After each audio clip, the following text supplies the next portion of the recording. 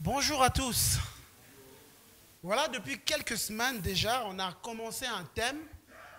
Le thème, c'est Ensemble bâtissant. Et aujourd'hui, c'est le 9e message. Et vraiment, Dieu nous a fait tellement de bien. On a parcouru le livre de Néhémie. On a vu comment, alors qu'il y avait un peuple qui était dans la désolation, tout était dans la ruine, Dieu a suscité un homme qui s'appelait Néhémie et qui est venu pour aider, pour rebâtir les murailles. Et le peuple vivait dans un endroit, il y avait un temple, mais il n'y avait pas de murailles, pas de protection. Et vous savez, à l'époque, les murailles constituaient un peu la protection d'une ville. Et il n'y avait plus de murailles, il y avait un temple. Donc, il voulait dire présence dans l'église, la religiosité, mais sans une vie fondée, sans une vie protégée par Dieu. Et Néhémie, son nom veut dire l'Éternel console. L'Éternel a consolé. Et il arrive, en fait, il apporte la consolation de la part de Dieu. Il aide, il vient avec la vision de rebâtir la muraille et apporte en fait la consolation dans un peuple qui était par terre. Et on a vu comment la construction n'a pas été facile. Il y a eu des ennemis qui se sont levés. Et on le disait, on l'a dit, on le dit encore. Et à chaque fois que tu prends une décision, quand un homme, une femme prend une décision pour avancer avec Dieu, il y aura toujours des combats, il y aura toujours des choses qui vont se lever. Mais on a appris qu'il faut continuer, il faut persévérer. Et Néhémie, ils ont fini, ils sont arrivés à la fin. La muraille a été rebâtie, la muraille se levait. Il y a quelque chose qui est né là, la ville est protégée parce que le mur a été rebâti. On voit dans Néhémie chapitre 7, à partir du verset 1, il est dit, « Lorsque la muraille fut rebâtie et que j'eus posé les bâtons des portes, on établit dans leurs fonctions les portiers, les chantres et les lévites.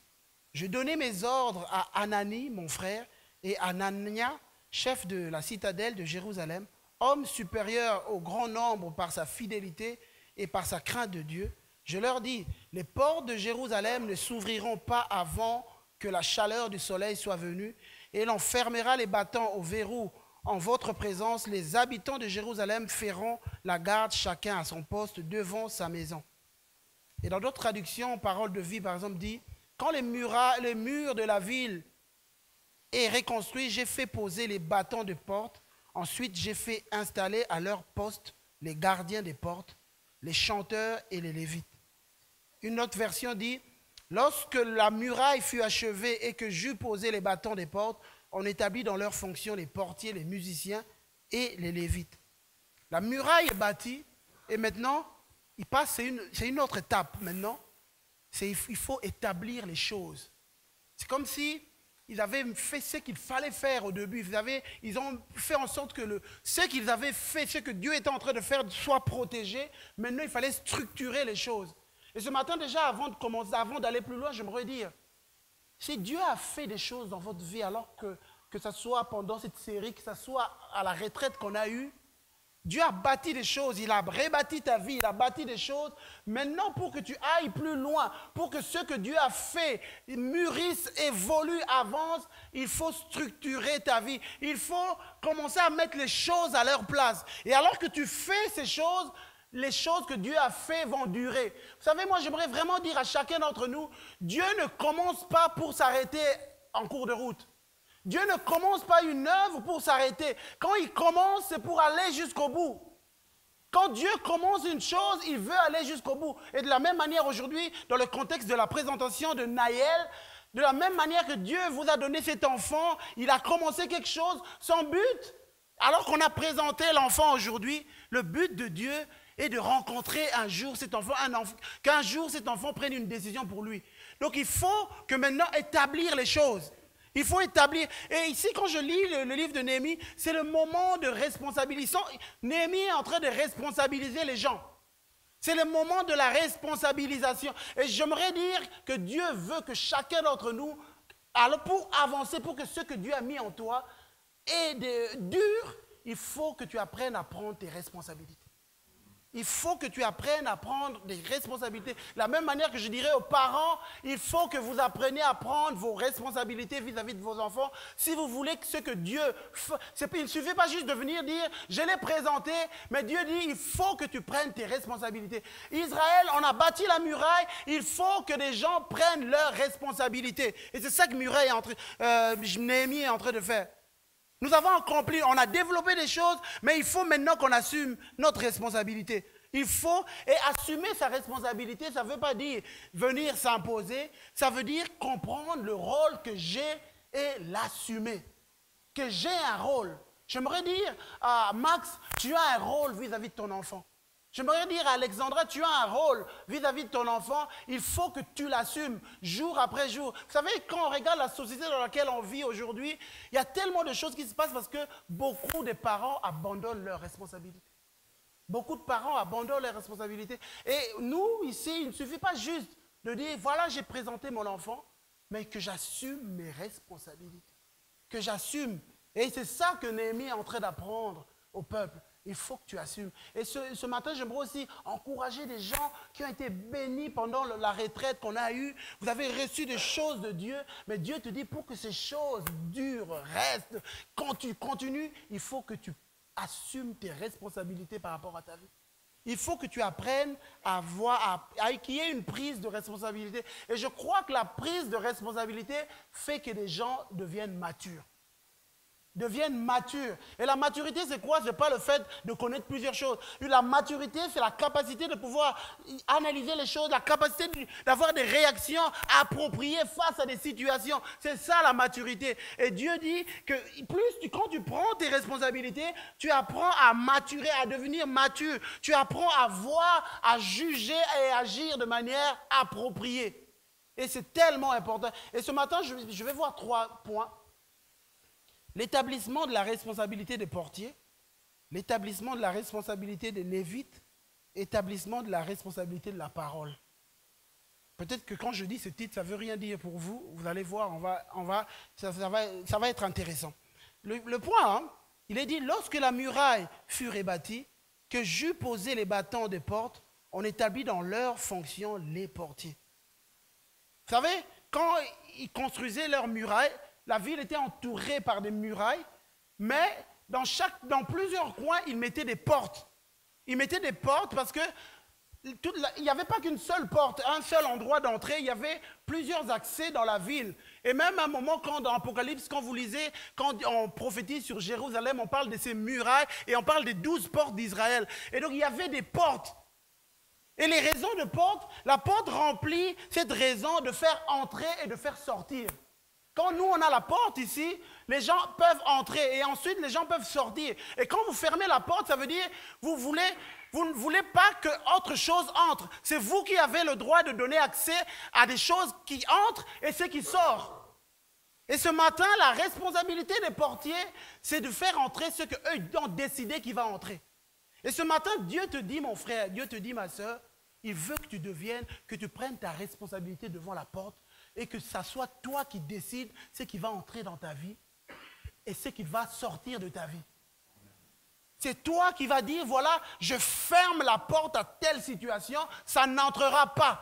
Ça s'arrête. Aujourd'hui, à partir d'aujourd'hui, je ne veux plus que telle chose entre dans ma vie, je ferme la porte.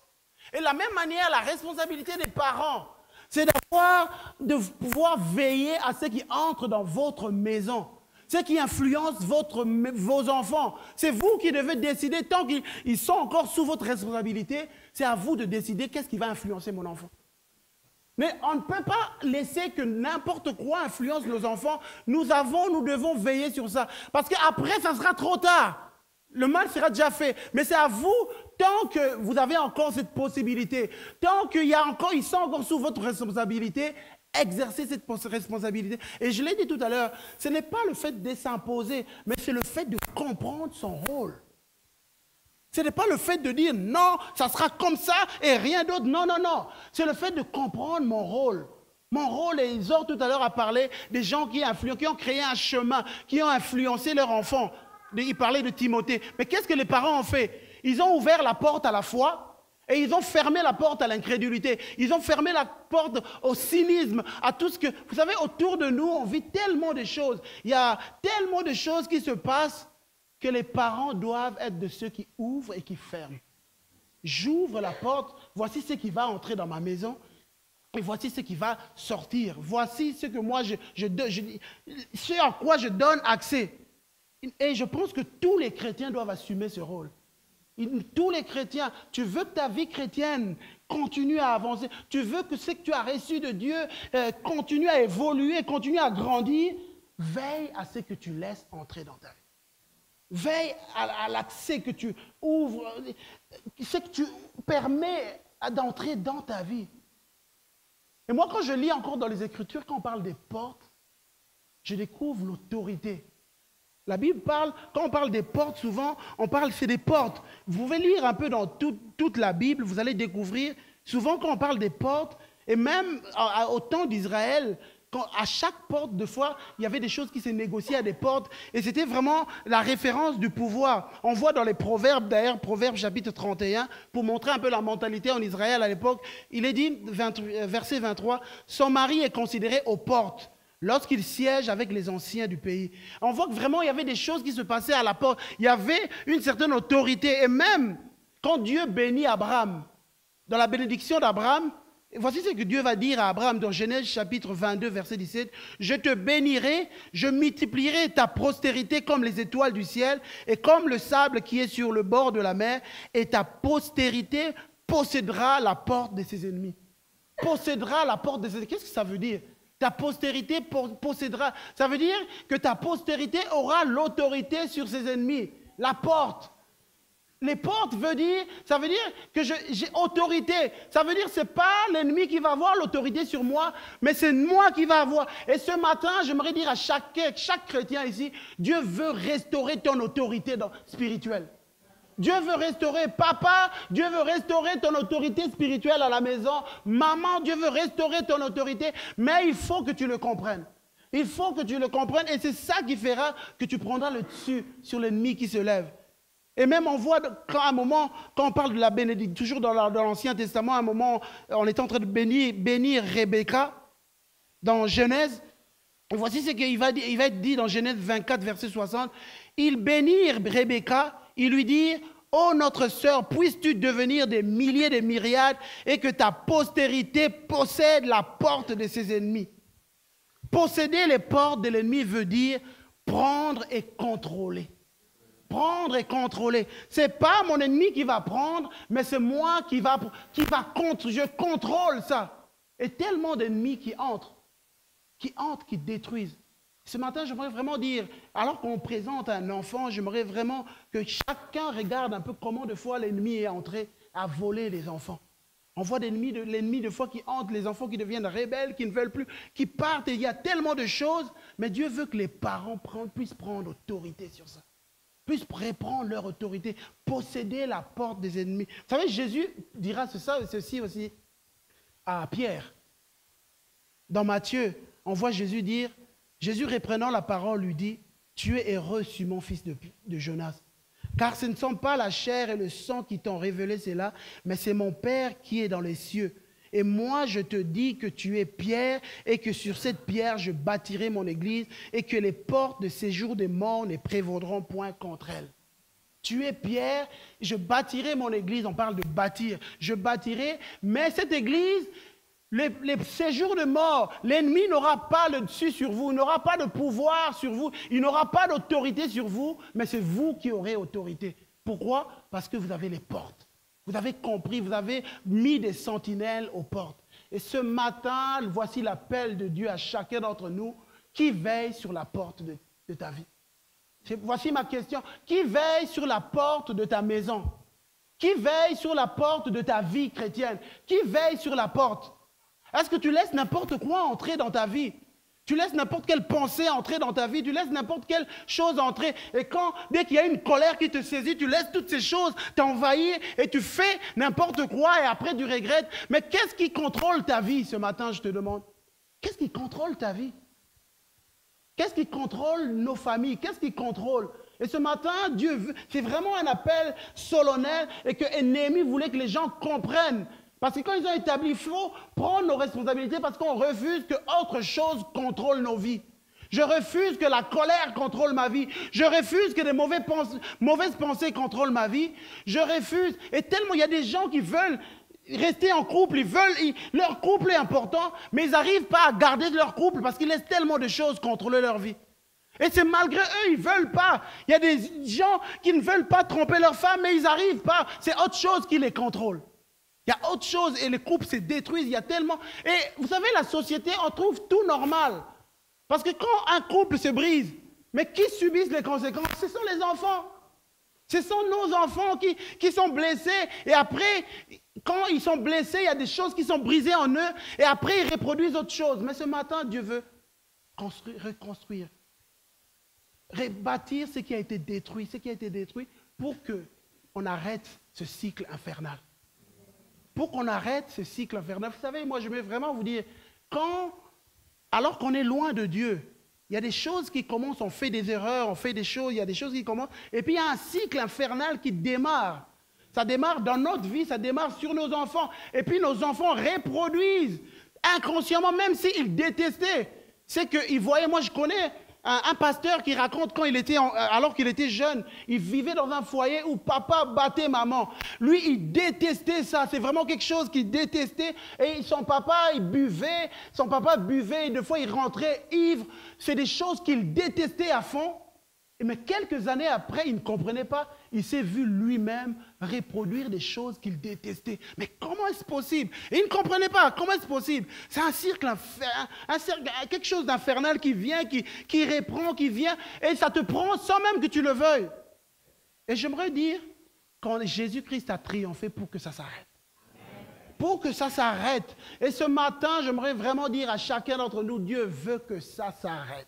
Dieu veut que ça s'arrête. Et ce pasteur dont je parle, ce pasteur, alors qu'il a compris, il a donné sa vie, et c'est ça s'est arrêté. Il a fondé un foyer stable. Et Dieu, parce qu'on parle de famille, parce qu'on est dans un contexte de présentation d'enfants, et je pense que c'est quelque chose d'important. Il ne suffit pas juste de présenter un enfant, mais il faut que cet enfant grandisse dans un contexte qui fait qu'il grandira, et lui aussi aura une famille, et il apportera quelque chose. C'est tellement important.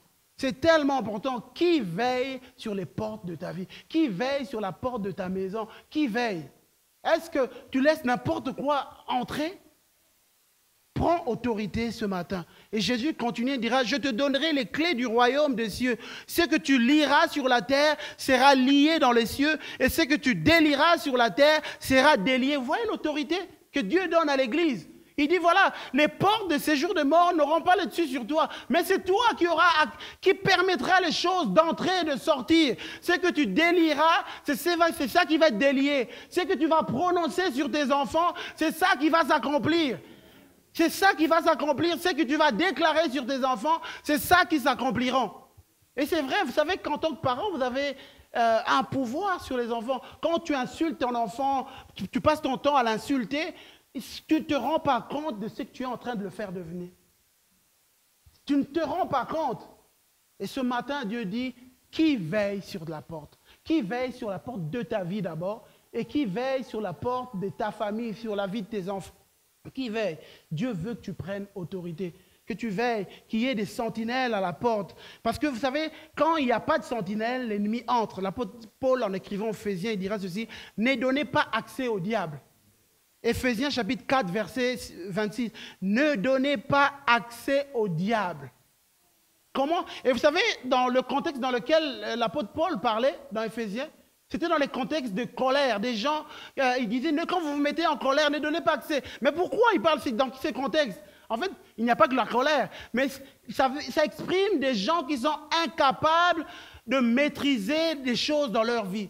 Alors ce matin, je dis à chacun d'entre nous, si tu es incapable de maîtriser certaines choses dans ta vie, tu ne te rends pas compte que tu es en train de donner accès à l'ennemi dans ta vie. Quand tu n'es pas capable de maîtriser ta colère, dès que ça vient, tu donnes accès, l'ennemi entre. Si tu lui ouvres la porte. Quand tu n'es pas capable de maîtriser les mauvaises pensées qui viennent en toi, tu ouvres la porte à l'ennemi. Quand tu n'es pas capable de maîtriser, des fois il y a des moments de tristesse qui nous viennent, tu les laisses t'envahir, tu les laisses t'emmener, tu n'es pas capable de le faire, tu ouvres accès à l'ennemi. Tu ouvres l'accès à l'ennemi, l'ennemi entre. Je me rappelle jeudi, ici à La Réunion, il y a une sœur qui a témoigné, qui m'a vraiment fait du bien. Et elle témoignait, elle a dit que quand on est rentré de la retraite, elle était vraiment toute contente, vraiment Dieu l'avait fait du bien. Et puis quand elle est rentrée, elle s'est retrouvée toute seule à la maison parce qu'elle vit seule. Et elle a dit à ce moment-là, elle était vraiment triste. Elle se sentait malheureuse. Elle s'est dit, c'est pas possible. C'est pas possible. Je me sens abandonnée. Elle était vraiment malheureuse. Il y a une tristesse qui l'avait envahie. Et puis à un moment, elle a réalisé. Et ça, je dis, elle a compris sa responsabilité dans cette situation. Et qu'est-ce qu'elle a fait? Elle a dit non, non, non. Elle s'est levée. Elle a commencé à prier. Elle a chassé toutes ces mauvaises pensées de tristesse. Qu'est-ce qu'elle a fait? Elle a fermé la porte. Elle a décidé, alors qu'il y avait des pensées de tristesse qui viennent. Toi, tu penses que ça vient de toi, mais c'est l'ennemi qui vient. Ça venait. Et puis à un moment, elle s'est levée, elle a dit non, je ferme la porte. Je ferme la porte, ça n'entrera plus. Et puis elle a dit waouh, elle était étonnée. La seconde après, c'était parti. Ce matin, je t'encourage, frère, ami, toi qui es ici, apprends à fermer la porte. Apprends à fermer la porte. J'aimerais dire peut-être à quelqu'un, tu n'as jamais eu cette expérience avec Jésus. Tu es à l'église, tu ne comprends pas toutes ces choses, mais j'aimerais te dire que Jésus veut t'ouvrir la porte dans sa présence. Il veut t'ouvrir la porte. Il veut d'abord que tu entres dans sa présence et là, tu apprendras à fermer la porte à l'ennemi. Tu apprendras à fermer la porte aux mauvaises pensées. Tu apprendras à fermer la porte à ce qui peut te détruire. Ce matin, qui veille sur la porte de ta vie? Qui veille? Et ensuite, on voit, Néhémie dit, voilà, on établit la responsabilité des sentinelles et ensuite la responsabilité des Lévites. Il est dit, lorsque la muraille fut rétablie et que j'eus posé les bâtons des portes, on établit dans leurs fonctions les chantres et les Lévites. Vous savez, moi quand je lis ça, c'est assez surprenant.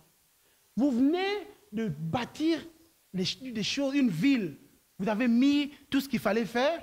Moi, à la place de Néhémie, ok, sentinelle, c'est normal, j'aurais mis. Moi, j'aurais donné priorité à ce moment-là. Alors, on rétablit les militaires dans leurs fonctions.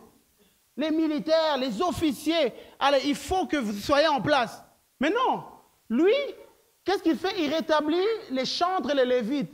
Peut-être qu'il y en a qui ne savent pas, mais c'est quoi les Lévites? Mais les Lévites, en fait, ils avaient comme rôle à l'époque, quand on lit dans 1 Chronique, chapitre 16, verset 4, il est dit, il confia à des Lévites la responsabilité de faire le service devant l'arche de l'Éternel, de rappeler le souvenir de l'Éternel, le Dieu d'Israël, et de le louer et de le célébrer. Moi, en tant qu'homme, j'aurais établi des militaires parce que j'allais me dire, quand l'ennemi viendrait, il faut qu'on soit prêt. C'est logique. Mais ici, Néhémie a compris, ce n'est pas nos stratégies qui nous ont emmenés là où nous sommes. Ce n'est pas nos stratégies qui ont fait qu'on ait fini de bâtir les murailles. Ce n'est pas les militaires qui nous ont gardés pour qu'on finisse ce qu'on est. Et j'aimerais dire à chacun, ce n'est pas tes stratégies qui ont fait que tu deviennes la personne que tu es. C'est Dieu qui t'a gardé. Et voilà pourquoi Néhémie avait besoin de restaurer les Lévites. Ceux qui rappellent que Dieu est vivant. Ceux qui rappellent que Dieu règne. Il fallait que leur fonction soit rappelée. Et j'aimerais vraiment encourager les conducteurs de louanges. Ne soyez pas seulement conducteurs de louanges ici sur place. Même dans votre maison, restaurez la louange. Et chacun, ce matin, j'aimerais dire à chacun, restaure la louange dans ta vie. Restaure la louange, parce que la louange te permet de te rappeler qui est Dieu, de te rappeler, de le célébrer, de le magnifier, parce que tu as besoin. Parce qu'à l'endroit où nous sommes, c'est Dieu qui nous a emmenés. Et nous, en tant qu'Église, alors qu'on démarre, on est dans notre nouvelle salle, à l'endroit où nous sommes, c'est Dieu qui nous a emmenés. Si nous sommes ici, c'est Dieu qui nous a fait grâce. Et j'aimerais dire vraiment à chacun, le souffle de vie que tu as, si tu as pu te réveiller ce matin, c'est Dieu qui te l'a donné. C'est Dieu qui te l'a donné. Et on a besoin de se rappeler. On a besoin de se rappeler, on a besoin constamment. Vous savez, moi, quand dans ma voiture, j'ai constamment la musique, la louange. Constamment. Vous savez, moi j'aime bien parce que la musique chrétienne a vraiment beaucoup évolué. Si tu aimes le rap, il y a le rap, tu peux en trouver. Si tu aimes du reggae, tu peux en trouver. Tu aimes toutes sortes de musiques. Il n'y a pas des sortes de musiques qui sont plus spirituelles ou d'autres, ça dépend de la personne qui l'écoute. Si moi, il y a certaines musiques que je n'aime pas, mais il y en a qui aiment d'autres, mais tout dépend de ce que tu en fais. Où ça t'emmène. Où ça t'emmène, ça restaure. Et on a besoin de restaurer la louange dans notre vie. Vous savez, quand on parle de louange, louange veut dire, c'est une expression de gratitude, de reconnaissance du cœur envers Dieu pour tout ce qu'il a fait pour nous. Et l'adoration, c'est une expression d'admiration pour sa personne, son caractère, ses attributs, sa perfection, pour ce qu'il est. Et vous savez quoi? La Bible dit, dans Psaume 22, Dieu siège au milieu de la louange de son peuple. Dieu siège. Quand tu loues Dieu, tu amènes la présence de Dieu. Quand tu loues Dieu, tu amènes la présence de Dieu là où tu es, dans ta situation, dans ce que tu fais. Tu dis, voilà, Dieu vient. Donc non seulement je ferme la porte à l'ennemi, mais moi j'appelle la présence de Dieu. J'appelle la présence de Dieu dans ma louange. Et on le voit dans 2 Chroniques, à un moment, il est dit, lorsque ceux qui sonnaient des trompettes et ceux qui chantaient, s'unissant d'un même accord pour célébrer, pour louer l'Éternel, firent retentir les trompettes, les cymbales, les autres instruments, célébrèrent l'Éternel par ses paroles, car il est bon, car sa miséricorde durera toujours. En ce moment, la maison de l'Éternel fut remplie d'une nuée. Les sacrificateurs ne purent pas y rester pour y faire le service à cause de la nuée, car la gloire de l'Éternel remplissait la maison. Nous avons besoin de restaurer la louange pour que Dieu vienne résider. Et ce matin, j'aimerais vraiment dire aux parents, encore aux parents, tu as la responsabilité de faire emmener la présence de Dieu dans ta maison. Et la présence de Dieu dépend de ce qui sort de ta bouche. Et ce matin, je demande vraiment à chacun, dans votre maison, qu'est-ce qui sort de votre bouche? Qu'est-ce qui sort de votre bouche? Est-ce que ce sont des paroles destructeurs, des paroles d'injures, des paroles grossières qui remplissent votre maison? Ou ce sont des paroles qui donnent gloire à Dieu, qui élèvent Dieu et qui font amener la présence de Dieu dans votre maison? Dans le présent, parce que c'est Dieu qui va vous aider à s'occuper de votre enfants, c'est Dieu. Et la louange change l'atmosphère d'une maison. La louange change l'atmosphère d'une église. La louange change l'atmosphère. Quelle est l'atmosphère de votre maison? Quelle est l'atmosphère de votre foyer? Quelle est l'atmosphère qui y règne? Tu peux changer l'atmosphère en donnant gloire à Dieu, en louant, en apprenant, en restaurant la louange. Vous savez, il y a une histoire, on voit dans la Bible, alors qu'il y a des disciples de Jésus, en fait, ils étaient arrêtés. On les arrête et on les emmène en prison. Ils arrivent en prison. La prison, c'est un endroit austère, un endroit triste. Ils arrivent dans un endroit triste où tout va mal. Et c'est comme des fois ça nous arrive, on se retrouve dans des endroits comme une prison, on n'aime pas cet endroit. Un endroit pas très agréable. On arrive à cet endroit, ils arrivent dans cet endroit pas très agréable. Au lieu que cet endroit influence ce qu'eux ils étaient, c'est eux qui ont commencé à influencer cet endroit. Et comment? Ils se sont mis à chanter les louanges de Dieu. On les voit dans le livre des Actes. C'est Paul et Silas. Et ils se sont mis à chanter.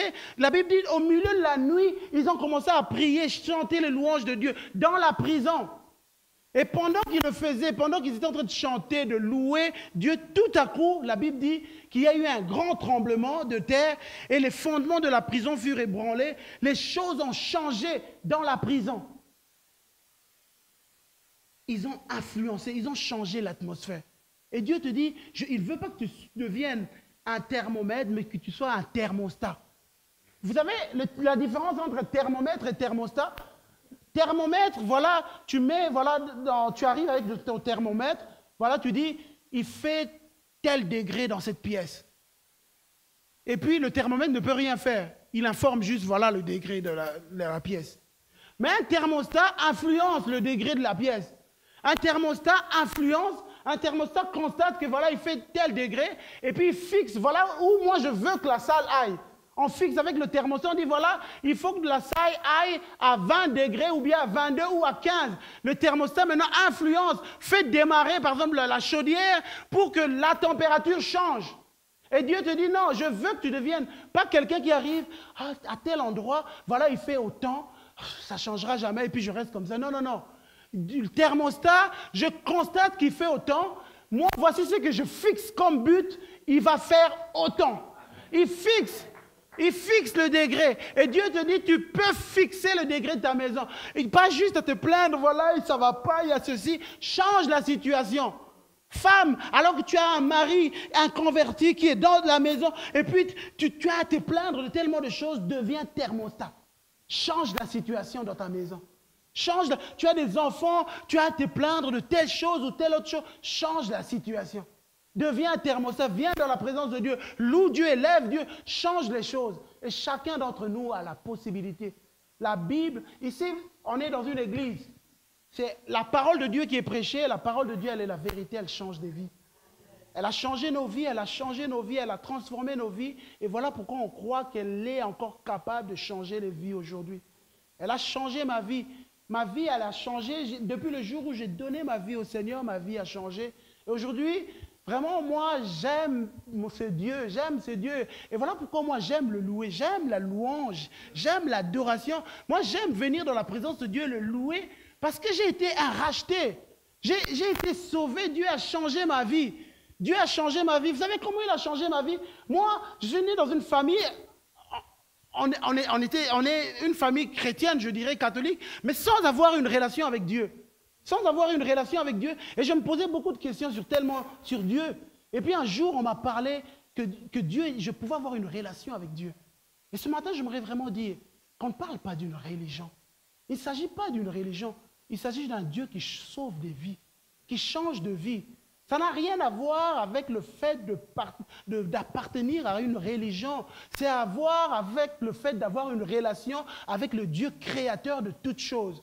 Le Dieu qui a donné la vie à toutes choses. Et ce Dieu est vivant. Il est vivant, il crée la vie, il est vivant. Et il a changé ma vie. Et ce matin, moi, voilà pourquoi j'ai décidé d'être un thermostat. J'ai décidé d'être celui qui change l'atmosphère. J'ai décidé que s'il y a telle chose qui me fait mal, je sais que je peux changer cela dans la prière et l'adoration. S'il y a des choses qui se lèvent, que ce soit dans mon travail, il y a des choses... Vous savez, ça m'est déjà arrivé. Hein? Ça m'est arrivé. Vous savez, je me rappelle dans mon travail, du jour au lendemain, je ne comprenais pas. Mon chef, mon manager, il est devenu bizarre avec moi. J'arrive un jour et puis j'ouvre mon mail, il m'écrit un mail foudroyant. Je ne comprenais pas, il était tellement agressif avec moi. J'ai essayé de régler les choses, et puis il était vraiment bizarre. Puis je suis allé dans la présence de Dieu, j'ai élevé juste la louange, j'ai élevé l'adoration, j'ai élevé... Et vous savez, l'atmosphère a fini par changer totalement. L'atmosphère a fini par changer. Là, ça a changé. Tu peux changer. Vous savez, ma femme, elle aussi, dans son travail, je me rappelle, en fait, il y avait une période, elle avait changé d'équipe. Et elle arrivait dans une équipe, c'était vraiment, ils étaient bizarres avec elle. Mais au début, elle ne se rendait même pas compte. Elle ne se rendait pas compte. Et un jour, elle est partie, en fait, elle était en évaluation, son chef l'appelle. Et au moment où elle était en train de faire son évaluation, son chef lui dit, écoute, Thérèse, il paraît que toi, ça ne va pas. Parce que voici, tu sais que les collègues ont dit, ils ont dit ceci, ils ont dit cela. Oh, ma femme était choquée. Quoi? Mais comment ils ont dit ça? Mais c'est faux. Et puis, ma femme a demandé qu'il y ait une confrontation avec ses collègues. La manager a fait une confrontation. Et les autres étaient un peu mal parce qu'ils avaient parlé derrière le dos. Et puis maintenant, redire les mêmes choses que vous avez dit derrière le dos, le dire en face, ils étaient un peu mal. Et ma femme était vraiment en colère. Elle était tellement en colère qu'elle s'est mise à pleurer. Et puis la manager a essayé de régler ça, mais elle était vraiment effondrée, elle est rentrée, elle m'a dit, mais c'est pas possible. Puis on s'est mis à prier, on a loué Dieu, on a remis ça entre les mains de Dieu, et figurez-vous, c'est devenu des amis, ces mêmes personnes qui l'ont critiqué sont devenues ses amis. Et je me rappelle ma femme, quand elle est tombée enceinte de notre deuxième enfant, c'est celle qui était la plus dure, qui écrivait constamment à ma femme pour avoir des nouvelles, comment va l'enfant, et puis elle donnait à ma femme les nouvelles, voici comment ça se passe ici. Et aujourd'hui, quand elle parle avec elle, ma femme n'en revient pas, elle se dit, mais c'est pas possible, j'ai l'impression que c'est pas la même personne, j'ai l'impression que c'est une autre personne qui me parle, elle n'en revient pas. C'est ça être thermostat. Je change l'atmosphère. Je ne me laisse pas influencer par la méchanceté des gens. Ce n'est pas parce que les gens sont méchants vers moi, je répondrai, je serai méchant, je vais faire... Et là, tu n'es qu'un thermomètre. Mais Dieu te dit, viens dans la présence de Dieu, loue ton Dieu. Et dans la prière, tu vas changer les gens. Tu vas changer l'atmosphère qu'il y a autour de toi. Dans la présence de Dieu. Et voilà pourquoi Néhémie avait compris que c'était important qu'on établisse la responsabilité des gens qui louent. C'était important qu'on établisse la responsabilité de l'équipe de louange. C'était important, c'était même plus important d'établir la force militaire parce qu'il fallait qu'on soit des thermostats, qu'on soit des gens qui changent l'atmosphère. Et un dernier exemple de la Bible, moi j'aime bien cet exemple, un prophète alors qu'il y a guerre, il y a tout un peuple qui ne savent pas, il y a tout un peuple qui ne sait pas comment faire. Et puis ils appelez le prophète Élisée, il faut qu'il nous parle de la part de Dieu. Il dit, on ne sait plus quoi faire. Et puis le prophète arrive, la Bible dit dans 2 Rois chapitre 3, Élisée dit, maintenant emmenez-moi un joueur de harpe. Hein? On l'appelle, né Élisée. On t'appelle pour prophétiser, mais qu'est-ce que ça a à voir le joueur de harpe? Il lui dit, mais emmenez-moi un joueur de harpe. Et la Bible dit, j'aime. Et comme le joueur de harpe jouait, donc la louange de Dieu, la main de l'Éternel fut sur Élisée, et il dit, ainsi parle l'Éternel. J'aime ça. Et comme le joueur était en train de jouer, il ne jouait pas n'importe quelle musique. J'étais en train de chercher à trouver un chanteur, mais ça ne me vient pas. Il n'était pas en train de jouer n'importe quelle musique. Il n'était pas en train de jouer Jacques Brel. Il n'était pas en train de jouer n'importe quoi. Il était en train de jouer la louange de Dieu. Il y en a qui se disent, mais sa culture musicale est pauvre. Jacques Brel, un jeune garçon. Et il était en train de jouer la louange de Dieu. Il était en train de jouer la louange de Dieu. Et j'aime, la Bible dit, dès qu'il était en train de faire, la main de l'Éternel fut sur Élisée. Et j'aime parce que c'est quand tu changes l'atmosphère par la louange qu'il y a ainsi par l'Éternel qui sort. Quand la louange, quand l'atmosphère est changée, Dieu parle. Quand l'atmosphère, c'est comme si le prophète voulait dire qu'il met impossible dans cette atmosphère de guerre, de peur. Parce que quand il est arrivé, il a trouvé tout un peuple dans la peur, dans la crainte. Et il fallait qu'à ce moment-là, qu'il parle de la part de Dieu. C'était impossible. Il fallait d'abord que l'atmosphère change. Et voilà pourquoi des fois, nous, avant de prêcher, j'ai besoin qu'il y ait une bonne louange ou qu'il y ait une louange qui a changé l'atmosphère. Parce que, vous savez, peut-être il y a des gens qui se posent la question, quand vous venez à l'église, avant la prédication, il y a un moment où on chante. Ce n'est pas juste pour combler. Ce n'est pas juste pour combler la réunion pour qu'on atteigne jusqu'à midi. Et comme ça, on sait que voilà, de 10h à 10h, il y a la louange, on comble, et puis après il y aura... Non. La louange, avant, c'est pour amener l'atmosphère de Dieu. On veut changer l'atmosphère, on emmène l'atmosphère de Dieu. Et quand l'atmosphère de Dieu, parce que Dieu siège au milieu de la louange de son peuple. Et ce matin, j'aimerais vraiment demander à quelqu'un, quelle est l'atmosphère qui règne dans ta maison? Est-ce l'atmosphère des disputes? Est-ce l'atmosphère des colères? On ne se parle plus pendant des jours et des jours. Quel genre d'atmosphère règne dans ta maison? Quel genre d'atmosphère règne dans ton couple? Dans ton couple, quel genre d'atmosphère règne? Parce que l'atmosphère qui règne dans ton couple influencera votre enfant. L'atmosphère qui règne entre papa et maman va influencer les enfants. Ça, c'est vraiment vrai. Moi, ça m'étonne de fois quand je vois mon fils Naël, comment il est content, quand on est de fois tous ensemble, ça le fait plaisir de voir que papa et maman s'aiment. Et je le vois, je l'observais, je vois comment ça le fait plaisir. Ça le fait plaisir. L'atmosphère qui règne entre papa et maman influence l'enfant.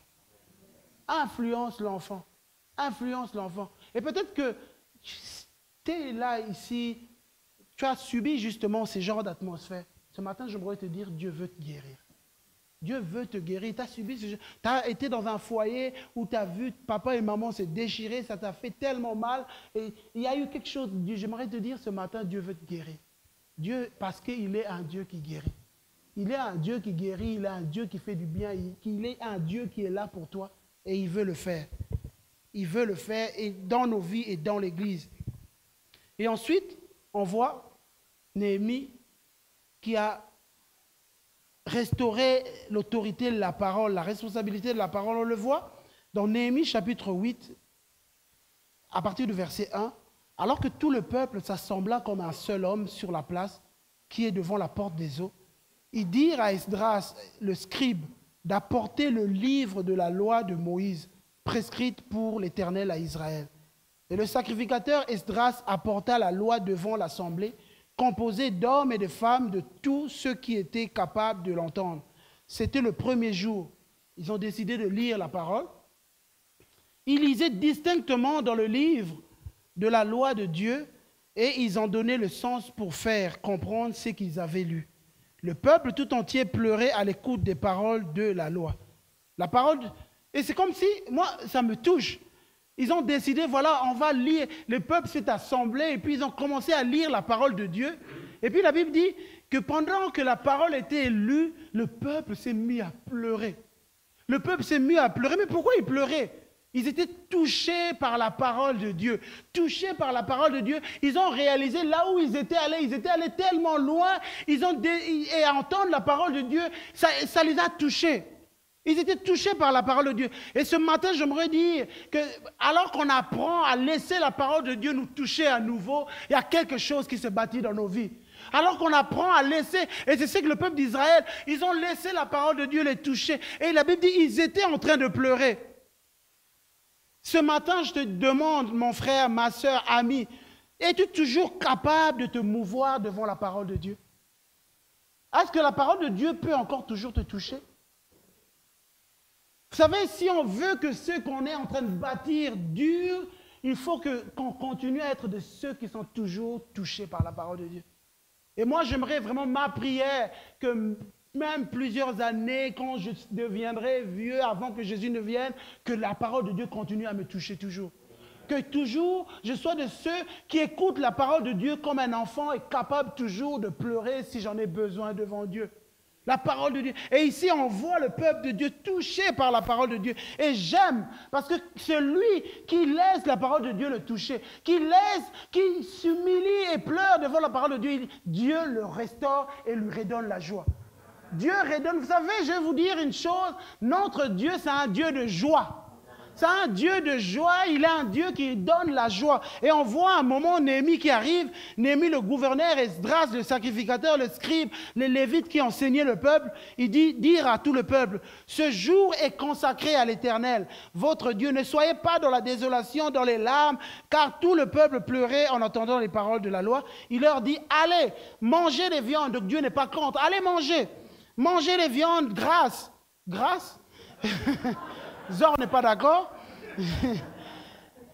Et buvez des liqueurs douces, envoyez des portions à ceux qui n'ont rien de préparé, car ce jour est consacré à notre Seigneur. Ne vous affligez pas, car la joie du Seigneur sera votre force. C'est comme si on leur donne autorisation. Allez manger, allez vous réjouir, allez, soyez bien. Arrêtez de la tristesse parce que vous avez appris à vous humilier devant Dieu. Maintenant, Dieu te dit, apprends à te réjouir. Et ce matin, j'aimerais te dire, mon frère, ma soeur, apprends à te réjouir. Apprends à te réjouir avec tes enfants. Apprends à avoir des moments fun, des moments de joie avec tes enfants. Apprends à avoir des moments de joie avec l'église, avec des amis que tu aimes, parce que la joie du Seigneur est ta force. La joie, Dieu veut restaurer la joie. Dieu aime la joie. Et vous savez, souvent, on pense que l'église, c'est un endroit austère. Quand on vient à l'église, on doit toujours avoir un air triste, un air là, parce que ça, c'est spirituel, un air. Non, non, non. Dieu, c'est un Dieu de joie. C'est un Dieu de joie. Il réjouit nos cœurs, il réjouit nos vies. Moi, je suis quelqu'un de joyeux. J'aime mon Dieu parce qu'il m'a donné la joie.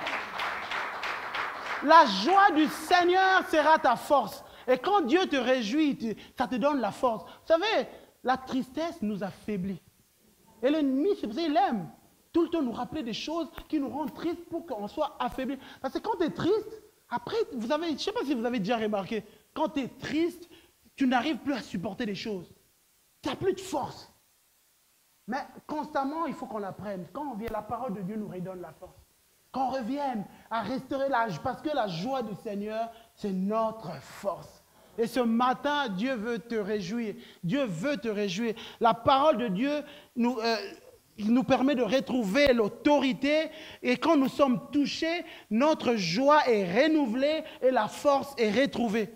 Voulez-vous trouver un foyer fort? C'est là où règne la joie. Voulez-vous trouver un foyer où règne la joie? C'est là où il y a des hommes et des femmes qui ont laissé la parole de Dieu les toucher. C'est là où il y a des hommes, des papas, mamans ont laissé la parole de Dieu leur toucher et que la force revient, la vie revient. Je demanderai aux musiciens de se rapprocher alors qu'on arrive à la fin de notre message. Ce matin, Dieu veut que tu reprennes le contrôle, la responsabilité des portes de ceux qui entrent dans ta vie. De ceux qui entrent dans ta vie, que tu reprennes l'autorité. L'autorité, le Dieu veut te donner l'autorité sur ceux qui entrent dans ta vie et ceux qui sortent dans ta vie. Ce matin, Dieu veut que tu reprennes, sois restauré dans la louange. La louange qui permet de changer l'atmosphère autour de toi. Et ce matin, Dieu veut que tu apprennes à te laisser toucher par la parole parce que ça va emmener la joie dans ta vie. Ce matin, laisse-toi restaurer. Laisse-toi restaurer dans ton autorité, laisse-toi restaurer dans ta louange, laisse-toi restaurer dans la joie, alors qu'on vient dans la présence de Dieu. Alors qu'on vient dans la présence de Dieu, on va venir. Alors que Zor va nous conduire, je demanderai à Zor de venir nous conduire dans la prière. Alléluia.